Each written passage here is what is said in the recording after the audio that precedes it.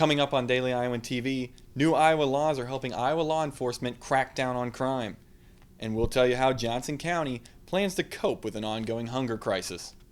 And in sports, we have a post-game wrap-up from the United States 2-1 loss to Belgium. Daily Iowan TV is ready to go.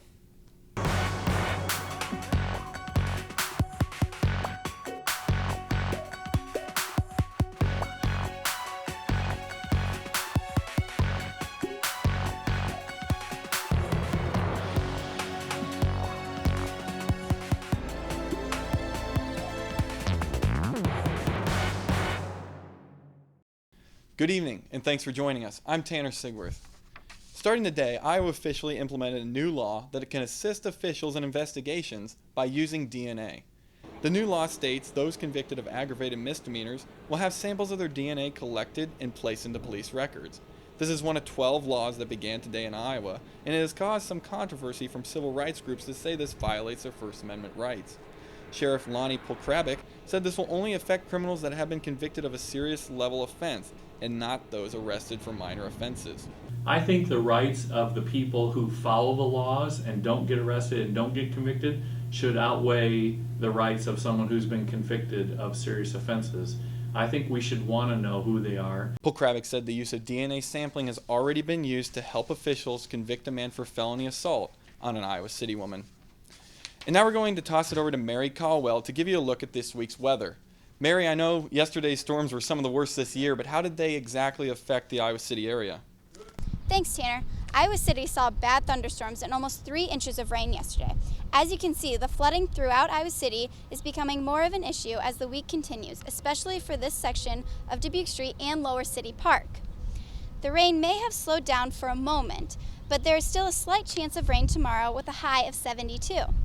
Thursday will be looking better with highs in the mid-70s and partly cloudy skies. The start of the holiday weekend looks to have sunny skies and a high of 76, making the 4th a great time to be outside. That's all I have for you now. Back to you, Tanner. Thanks, Mary. Members of Johnson County met with community leaders to discuss growing food insecurity in the area. The Crisis Center of Johnson County held a public forum to further talk about the issue and ways to provide for the community in the future. Members of the Crisis Center state more than 18,000 Johnson County residents don't have enough food to eat. Local nonprofits have also seen rising demands for their services. If people are going without hunger, they're going to end up on some sort of government program after it's too late to keep them healthy. So I think this is an easy issue that shouldn't be politically oriented, shouldn't be party oriented, and I'm going to continue to work to make it that way. One of the goals that came out of the discussion is to host several food drives throughout the month of July. Now let's toss it over to Caleb Hayes and Danny Payne, who are in downtown Iowa City with a full recap of today's big game. USA taking on Belgium in the FIFA World Cup. Guys?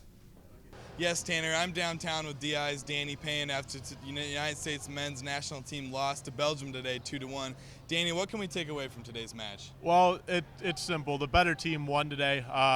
Belgium dominated the United States pretty much throughout the whole game. Tim Howard was the only reason for the United States that game got in extra time. He was the best player on the field for both teams.